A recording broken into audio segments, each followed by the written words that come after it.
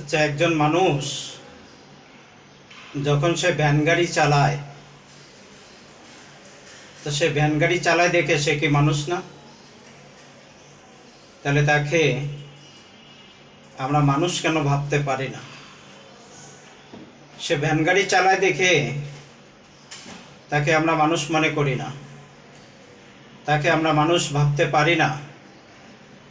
যে আমাদের সমাজে কিছু কিছু মানুষ আছে, দেখবেন যে তারা ভ্যান গাড়ি চালায় দেখে যে তাদেরকে তারা মানুষ মনে করে না, যে তাদের সাথে তারা দুর্ব্যবহার করে, তাদের সাথে তারা খারাপ আচরণ করে। কোনো সময় করবেন না। কেন, আপনার শরীরে যেরকম রক্ত মাংস দিয়ে আল্লাহ আপনাকে তৈরি করছে, বলে যে ভাই ভ্যান গাড়ি চালাচ্ছে, বলে তাকেও কিন্তু আল্লাহ পাক ওই রকম রক্ত মাংস দিয়েই কিন্তু আল্লাহ তাকেও তৈরি করছে। কিন্তু আজকে আমরা মানুষের প্রতি এত অহংকার, এত হিংসা, এই দুর্দিনের দুনিয়াতে এই হিংসা অহংকারী করে কোনো লাভ হবে না। হয়তো সে আজকে ভ্যান গাড়ি চালাচ্ছে, একটা সময় সে দেখা গেছে আল্লাহ পাক তাকে টাকা পয়সার মালিক বানাই দিতে পারে।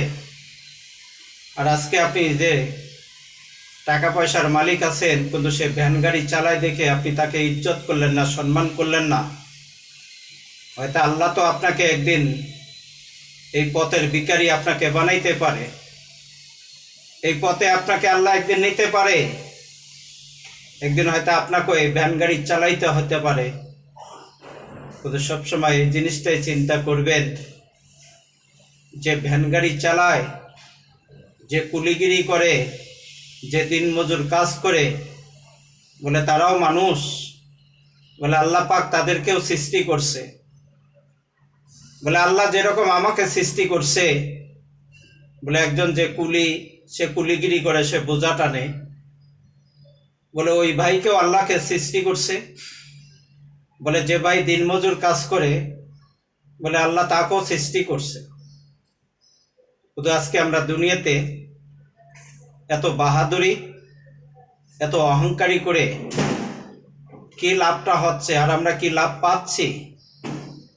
কিন্তু একদিন আমরা কিন্তু ধ্বংস হয়ে যাচ্ছি। কিন্তু আমাদের সফলতা ফিরে আসতেছে না। কিন্তু সফলতা আমাদের ফিরে আনতে হলে, সফলতা আমাদেরকে পাইতে হলে, যে ওই ভাই যে কোনো সে কর্ম করতেছে, বলে সে তো হালাল রুজি ইনকাম করতেছে, হালাল কামাই করতেছে। তার মাথার ঘাম সে পায়ে ফেলে, সে ভ্যান গাড়ি চালাইয়া কুলিগিরি করে, দিনমজুর কাজ করে, লেবারি করে সে 2 পয়সা ইনকাম করে, রোজগার করে। ওই টাকা দিয়ে তার পরিবার চলে, ওই টাকা দিয়ে সে খায়, ওই টাকা দিয়ে খাওয়ার পরে সে আল্লাহর ইবাদত করে। কিন্তু তার ইবাদতটা আল্লাহ পাকের কাছে সবচেয়ে বেশি গ্রহণযোগ্য হবে। কিন্তু একজন টাকাওয়ালা, সরকারি চাকরিজীবী, একজন বড় অফিসার, তার ইবাদত আল্লাহর কাছে গ্রহণযোগ্য হইতেও পারে, না হইতেও পারে। কিন্তু একজন কুলি, যে কুলিগিরি করে, যে ভাই ভ্যান গাড়ি চালায়, ঠেলা গাড়ি চালায়, যে ভাই মাঠে কাজ করে, হ্যাঁ, তার কিন্তু হালাল রুজি ইনকাম। তাহলে ওই হালাল পয়সার যে খাবারটা, ওই খাবার খেয়ে সে যে ইবাদত করবে, ওই ইবাদত আল্লাহ পাক সাথে সাথে কবুল করে নেয়। আল্লাহ পাকের কাছে সবচেয়ে বড় দামি হয়ে যায়।